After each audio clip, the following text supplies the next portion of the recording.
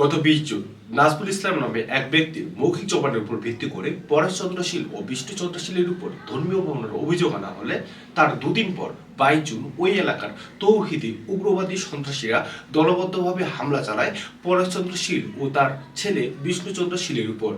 শুধু তাই নয়, ওই দুজন সনাতন ধর্মাবলম্বীর উপর পৈশাচিকভাবে আক্রমণ করার পর তাদেরকে পুলিশের হাতে তুলে দেওয়া হলে লালমনিরহাট থানার ওসি সেই ঘটনার তদন্ত ছাড়াই অভিযুক্ত দুজন ব্যক্তির ফাঁসি অথবা যাবজ্জীবন কারাদণ্ড নিশ্চিত করার ওয়াদা করেন তৌহিদি জনতার সামনে। যা নিয়ে ইতিমধ্যে সোশ্যাল মিডিয়া সহ সারা দেশে সংখ্যালঘুরা নানা রকম নেতিবাচক মন্তব্য ও প্রতিবাদ করেছেন। প্রশ্ন হলো, কি হয়েছিল সেই 20 জুন? পরেশচন্দ্র শীল ও বিষ্ণুচন্দ্র শীল আদৌ কি ধর্ম অবমাননা করেছে? আর একজন পুলিশ কর্মকর্তা তদন্ত ছাড়াই কিভাবে অভিযুক্তদের শাস্তি নিশ্চিত করার ওয়াদা করতে পারেন? সবাইকে নমস্কার, আমি বকুল চন্দ্র বর্মন ভয়েস অফ আইনডিসের পক্ষ থেকে আপনাদের সবাইকে শুভেচ্ছা জানাচ্ছি। আমাদের আজকের এই রিপোর্টে আমরা সেই প্রশ্নগুলোর উত্তর খোঁজার চেষ্টা করব। গত 24 জুন বিবিসি বাংলার প্রকাশিত একটি রিপোর্টে বলা হয়, বাংলাদেশের উত্তরাঞ্চলীয় জেলা লালমনিরহাটের সদর থানার গোসলাবাজার এলাকায় সনাতন ধর্মাবলম্বী দুই ব্যক্তিকে ইসলাম ধর্ম অবমাননার অভিযোগ তুলে স্থানীয় একদল ব্যক্তি সেই দুজন সনাতনীর উপর পৈশাচিকভাবে হামলা করার পর পুলিশ ওই দুজনকে আটক করেছে। ওই দুই ব্যক্তি সম্পর্কে পিতা ও পুত্র এবং তারা পেশায় নরসুন্দর, যা বাংলাদেশে নাপিত হিসেবে পরিচিত।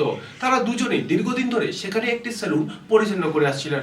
পরেশচন্দ্র শীলের পুত্রবধূ দীপ্তি রানী শীল বিবিসি বাংলাকে বলেন, তার শ্বশুর ও স্বামী সম্পূর্ণ নির্দোষ, তাদের বিরুদ্ধে মিথ্যা অভিযোগ আনা হয়েছে। তিনি বলেন, আমার শ্বশুর আমাকে নিশ্চিত করেছেন যে টাকা নিয়ে সেদিন কথা কাটাকাটি হয়েছিল, আর সেই ঘটনার সূত্র ধরেই পরিকল্পিতভাবে ধর্মীয় অবমাননার অভিযোগ আনেন নাজমুল ইসলাম। এর থেকেও চাঞ্চল্যকর তথ্য হলো, এই ঘটনায় স্থানীয় নামটারি আল হেরা জামে মসজিদের ইমাম মোহাম্মদ আব্দুল আজিজ, যিনি বাদী হয়ে থানায় মামলা করেছেন, তিনি সহ উক্ত মামলার সাক্ষী দেওয়া ওই মসজিদের খতিব মোহাম্মদ জোবার হোসেন বলেছেন, তিনি নিজে ও মামলার বাদী কেউই ঘটনার প্রত্যক্ষদর্শী নন। তারা অভিযোগকারী ব্যক্তি ও অন্যদের কাছ থেকে এই ঘটনাটি শুনে নিশ্চিত হয়েছেন।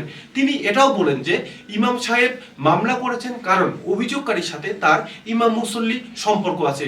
প্রশ্ন হলো, যারা ঘটনার প্রত্যক্ষদর্শী নন সেই ব্যক্তিরা শুধুমাত্র একজন ব্যক্তির মৌখিক অভিযোগের প্রেক্ষিতে কিভাবে দুজন মানুষের বিরুদ্ধে বাদী হয়ে মামলা করতে পারেন? বিবিসি বাংলার সেই রিপোর্টে এটাও উল্লেখ করা হয় যে বাংলাদেশের ফৌজদারি দণ্ডবিধিতে ধর্ম অবমাননা এবং ধর্মীয় অনুভূতিতে আঘাত শাস্তিযোগ্য অপরাধ বলে বিবেচিত হয়। যদিও গত কয়েক বছর দেশের বিভিন্ন জায়গায় ধর্ম অবমাননার অভিযোগ তুলে অনেকের উপর হামলার ঘটনা ঘটেছে। এইসব ঘটনার অনেকগুলোই ছিল মিথ্যা, যার কোনোটারই সত্য প্রমাণ পরবর্তীতে পাওয়া যায়নি। বরং বেশ কিছু সাম্প্রদায়িক হামলার ঘটনা বিশ্লেষণ করলে দেখা যায় যে বিভিন্ন সময়ে এই ধরনের অভিযোগ কৌশল হিসেবে ব্যবহার করে এসব হামলার পটভূমি তৈরি করা হয়েছে। প্রশ্ন হলো, তাহলে কি লালমনিরহাটের ওই দুজন সনাতন ধর্মাবলম্বীর বিরুদ্ধে যে অভিযোগ আনা হয়েছে সেটা কি আদৌ সত্য?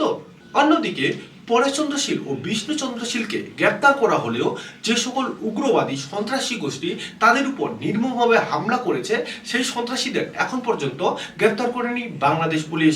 ঘটনার সত্যতা যাচাই না করেই কোনো উপযুক্ত প্রমাণ ছাড়া এই দুজন সনাতন ধর্মাবলম্বীর উপর যারা হামলা করেছে তারা কি অপরাধী নয়?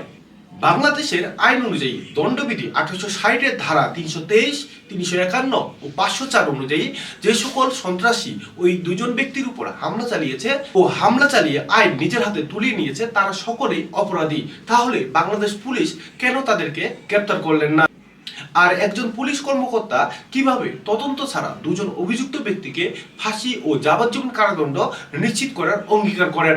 যদি কোনো অফিসার ইনচার্জ উপযুক্ত প্রমাণ ছাড়া কোনো অভিযুক্ত ব্যক্তির শাস্তি নিশ্চিত করার চেষ্টা করেন, তবে এটি বাংলাদেশের প্রচলিত আইন ও বিচার ব্যবস্থার লঙ্ঘন এবং এর জন্য তার বিরুদ্ধে বিভাগীয় ব্যবস্থা বা ফৌজদারি মামলা হতে পারে। এক্ষেত্রে তার এই কাজের জন্য দণ্ডবিধির বিভিন্ন ধারা যেমন 34, 109 ইত্যাদি এবং পুলিশ আইন 1861 এর অধীনে শাস্তির বিধান রয়েছে। যদি কোনো পুলিশ অফিসার, বিশেষ করে অফিসার ইনচার্জ, উপযুক্ত প্রমাণ ছাড়া কোনো অভিযুক্ত ব্যক্তির শাস্তি নিশ্চিত করার চেষ্টা করেন, তবে এই আইনের গুরুতর লঙ্ঘন হবে। এটি বিচার বিভাগের স্বাধীনতা ও নিরপেক্ষতাকে ক্ষুণ্ণ করে এবং অভিযুক্ত ব্যক্তির মৌলিক অধিকার লঙ্ঘনের শামিল। সেক্ষেত্রে এখন পর্যন্ত লালমনিরহাট সদর থানার সেই ওসির বিরুদ্ধে কেন কোনো পদক্ষেপ নেওয়া হলো না? বর্তমানে পরেশচন্দ্র শীল ও বিষ্ণুচন্দ্র শীলের পরিবার সম্পূর্ণভাবে নিরাপত্তাহীনতার মধ্যে রয়েছে। সন্ত্রাসীদের হামলার ভয়ে থাকতে পারছেন না নিজ বাড়িতে। নিজেদের নিরাপত্তা বৃদ্ধির পাশাপাশি অনতিবিলম্বে নির্দোষ পরেশচন্দ্র শীল ও বিষ্ণুচন্দ্র শীলের জামিন ও যে সকল সন্ত্রাসী তাদের উপর হামলা ও ষড়যন্ত্র করে মিথ্যা অভিযোগে মামলা দিয়েছে তাদের কঠোর শাস্তি নিশ্চিতের দাবি জানান তারা। একই সাথে লালমনিরহাট সদর থানার সেই ওসিকে জঙ্গি হিসেবে আখ্যায়িত করে অনতিবিলম্বে চাকরিচ্যুত করে দেশের আইন অনুযায়ী সর্বোচ্চ শাস্তি নিশ্চিত করা সহ সেই ঘটনার প্রকৃত সন্ত্রাসীদের চিহ্নিত করে সর্বোচ্চ শাস্তি নিশ্চিতের দাবি জানিয়েছেন দেশের সংখ্যালঘুরা। বকুল চন্দ্র বর্মন, ভয়েস অফ মাইনরিটিস।